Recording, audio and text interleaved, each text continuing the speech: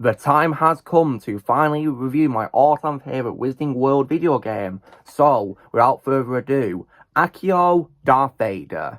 Yo, dudes, the Empire's pretty chill. Maybe you could, join it or something.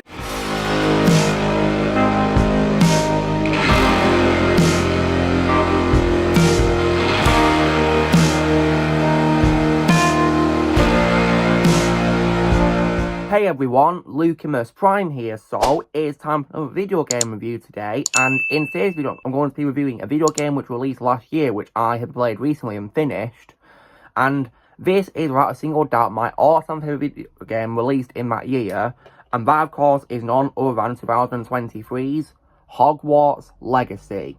So what exactly is this game then? So this is an action role-playing game developed by Avalanche Software and published by Warner Bros. Games under the label Portkey Games. And the game is part of the Wizarding World franchise and takes place 100 years before the events of the Harry Potter books. And in the game, you play as a student enrolled in the Hogwarts School of Witchcraft and Wizardry, and you learn to wield an array of magical abilities and objects. With the assistance of fellow students and professors, the protagonist embarks on a journey to unearth an ancient secret concealed within the Wizarding World. So, in terms of how the game was made then, so of course, this game was made of course by Avalanche, and this was of course made following Warner Bros. Acquiring it in 2017, so this is their first game made which is not related to Disney, and you know what, good, because I'm pretty sure Disney would have screwed over this game if they made it. Development of course began in 2018, and pre-release gameplay footage was leaked onto the internet in the same year, unfortunately. The storyline was also designed to take place in a period untouched by established Wizarding World characters, so this means players can immerse themselves in their own distinct universe. And I mean, one of the game's taglines is you can live the unwritten, so that's pretty cool, really. So you can do your own story, basically. And the game got significant anticipation when it was announced in 2020. And when I first heard about this in 2020, I was really hyped for this game because, as you guys may or may not know, I'm a massive Harry Potter fan. Because I've read the books, I've seen the films, I've always played previous Harry Potter games. So when I heard about this game, I was definitely really excited to play it. And when I saw gameplay, I got more and more interested.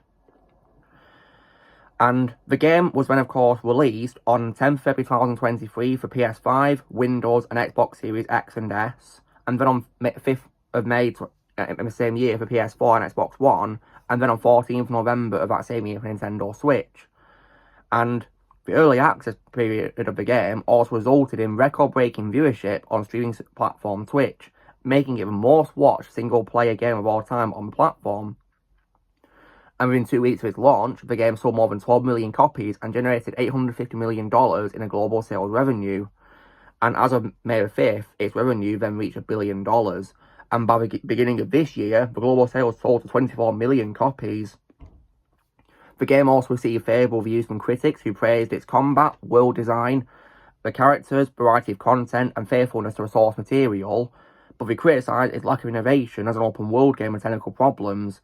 And the game received various accolades, including nominations for 2 DICE Awards, a Grammy Award for its soundtrack, and 2 BAFTA Games Awards.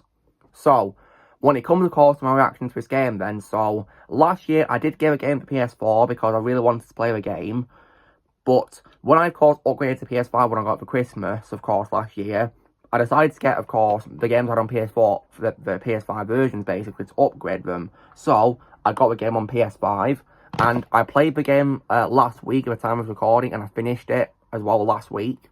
And I can definitely say very confidently that this game is most definitely my favourite game from last year, and also is my favourite video game of all time set in the Wizarding World of Harry Potter. Because I loved everything about this game from start to finish, and it's definitely one of my favourite games of all time. So, when it comes to what I think is great about this game then, so, one thing about this game which I think is really awesome is probably the whole gameplay itself, because the idea of an open world set in Hogwarts, in my opinion, is incredible. And I just think it's absolutely amazing what we did with this. And I will also say very confidently that this is probably, in my opinion, the best, well-designed version of Hogwarts I've ever seen in a game in my history of playing Harry Potter games. Because I think they really recreated the castle really well, in my opinion, when it comes to its design. And, of course, the classrooms and all the various buildings in it. And I definitely really love that about it.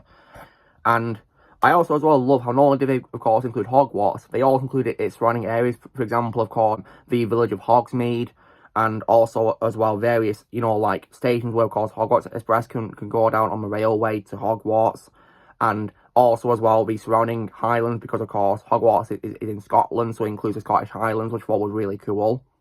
And I also, as well, the graphics were also, in my opinion, incredible, because the game felt really realistic, in my opinion, because of graphics, and the visuals, in my opinion, were absolutely stunning, in my opinion, too.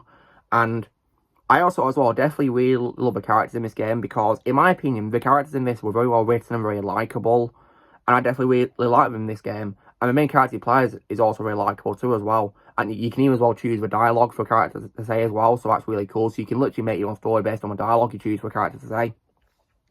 And I picked, of course, the likeable version of the dialogue, not the unlikable version of the dialogue, because I wanted my own character to be likeable when playing the game.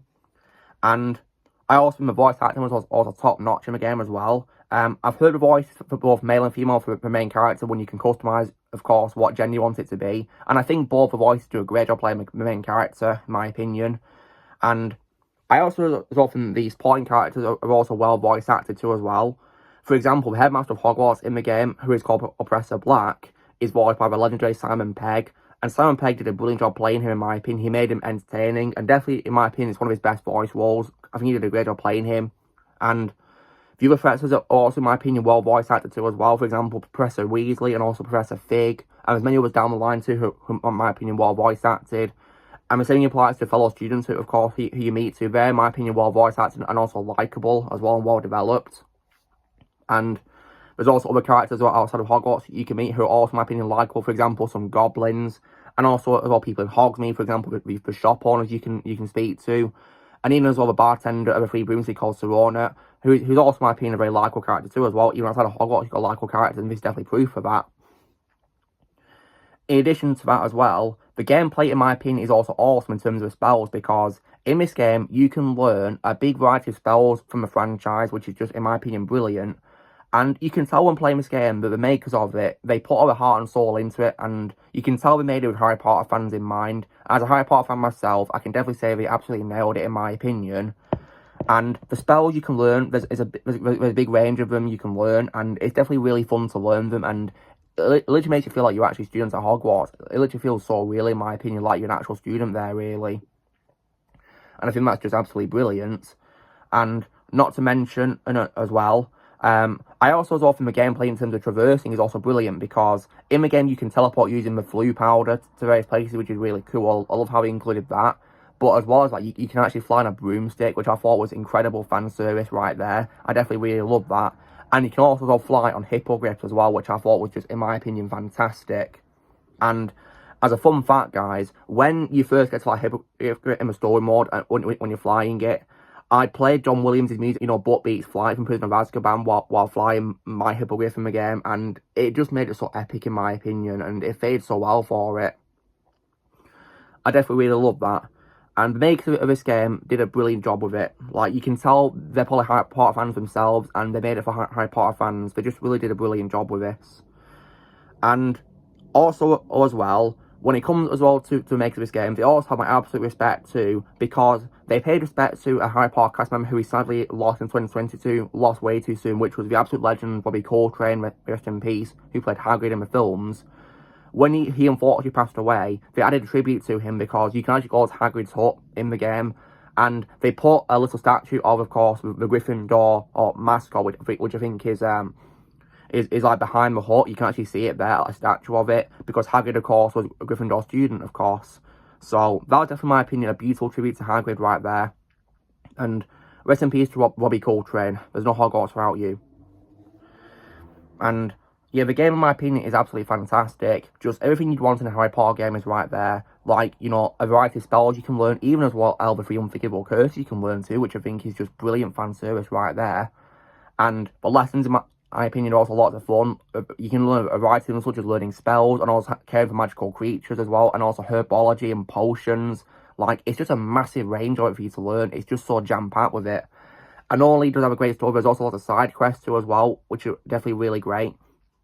And I would recommend that you do them, because you can, of course, get experience points in the game, And many of the levels in the game do require you to level up to the next level, so you might need to get experience points to get to the next level, of course. So I'd recommend that you do side missions too, and they are fun, and they're not too boring or anything like that. They're actually, in my opinion, really fun and well paced, in my opinion. And you can get lots of cool benefits, such as, like, for example, like new gears you can wear, you know, if you're clothing, like, you know, robes or like glasses or hats or scarves or anything like that, which is really cool. And you can also get, you know, like potions and other ingredients to make potions too as well, because you can actually go to room requirements in the game and also make your own things in there by creating like a potions table. And you can even as well set up like a place you can go into, of course, where you can look after your beasts, where you can release them. So think of it as basically Harry Potter's version of a TARDIS, basically, but for beasts, we can care for them. I mean, speaking of beasts, I will also say that, in my opinion, this to me is the true prequel to Harry Potter right there. Because personally, I'm not really a fan of Fantastic Beasts when it comes to the two films. I'm not really a fan of that franchise very much. So I like to pretend that this is the only prequel to Harry Potter films and books I can accept, really, because, in my opinion, it's great, and they did a brilliant job with this. And even though this game is set hundreds of years before the Harry Potter books take place, it does have some pretty cool nods to it. For example, characters such as Nearly Headless Nick and also Peeves the Ghost, they also appear, which is pretty cool. And there's also a part where you got to answer questions on trivia, like, for example, on the Deathly Hallows, which is pretty cool. And you even as well get to wield on a 1.2 in one of the trials. You got to do those paintings of like those historic wizards, which is pretty cool. And in addition as well, when it comes to fan service, there's a puzzle in like the Highlands area of the map. I think it's further down south from the castle, and it's in like an enemy compound where there's like a puzzle involving bells, and if you shoot the right bells, it plays Hagrid's theme by John Williams and with the bells, and that's just, in my opinion, incredible. Then again, the game does feature many musical cues similar to John Williams' soundtrack, which I thought was amazing because, in my opinion, the best Harry Potter music is by John Williams, who is, in my opinion, the greatest composer ever. So I love how the composer for this game actually included music similar to John Williams' music, and even as well included nods to it from Hagrid's theme, which I thought was really cool. So you can tell the maker of this game cared not just about the books, but also the films too as well, by including that music, which I thought was a great move. You know, Chuck E. Myers and J. Scott Records and Peter Murray did a great job composing music for this. So I definitely really love this game. And I was thinking about qualities. I mean, one very disappointing is, sadly, in the game, Quidditch is banned by Headmaster Black, which is a big shame, really. So you can't play Quidditch in the game, which is a bit of a shame. But hopefully it'll be available in the sequel, because I really do think this game does deserve a sequel, in my opinion. I'd love to see a sequel where your character comes back for a second year. That'd be really cool at Hogwarts, because your character's actually a fifth-year student, which is pretty cool. So I guess you say it's a second year of a castle, but technically a 6th year of wizarding education. So I'd love to see a sequel where Quidditch actually is in it. Maybe also more area for you to visit, as well as, of course, Hogwarts and the Highlands around it. That'd be really cool. So I'd be really down for that, of course, if they do a sequel, that is. I mean, then again, this game does, in my opinion, deserve a sequel, absolutely. And I guess some of the boss fights were also hard for me to do as well at times too, but I got used to it for when it comes to spells I learned. I mean, I use explosive spells when fighting, and that really helps a lot. And also, when you can, try to use ancient magic when you can as well, because that definitely also really helps as well. You know, L1 and R1 on PS5. That's what I use when doing the boss fights. And the game even has, in my opinion, a great villain being Ramrock, who's a goblin. I think he was definitely, in my opinion, a pretty menacing villain. I mean, sure, he might not be as good of a villain as the Lord Voldemort, but still, in my opinion, he's a great villain and definitely menacing, just what you need in a villain, pure evil. And you do fight him at the end, and he turns into like a big red dragon, and he was definitely a great villain to fight. Because his boss fight was difficult because it was long, but still fun at the same time. Thought it was lots of fun. It was definitely, in my opinion, really brilliant to do. A great experience, I must say, to play the game. Absolutely. It was absolutely fantastic from start to finish. So, if it does a sequel, I hope they add more locations for you to visit, and also as well, they also add Quidditch to play as like an activity. Because if they can add the ability to fly on broomsticks in the game, then hopefully they can add Quidditch. I really hope so. Because Quidditch, in my opinion, is a very big part of the Harry Potter franchise, which should definitely be in the sequel. Absolutely. So, guys, this is me, of course, doing my review for, of course, last year's Hogwarts Legacy, my favourite game from last year, my favourite Wizarding War game of all time. So, if I was to give a game a score out of 10, I'd most definitely give it, for me, a full-blown 10 out of 10. Because apart from the multi nitpicks I do have when it comes to bosses and Quidditch being banned, it's still, in my opinion, a fantastic game. And if you're a Harry Potter fan, I can't recommend this game enough. It's absolutely incredible. So, I'd recommend it. If you got the right console, then please play it. You will not regret it. So guys, this is me of course doing my review for last year's Hogwarts Legacy, my favourite game from that year. So, you know the drill guys, be sure to give this video a like. Also be sure to let us know in the comments what you guys think of this game. If you played anything in the comments below what you think of it. Also be sure to join the team plan by pressing subscribe, comment in the future, and mischief managed.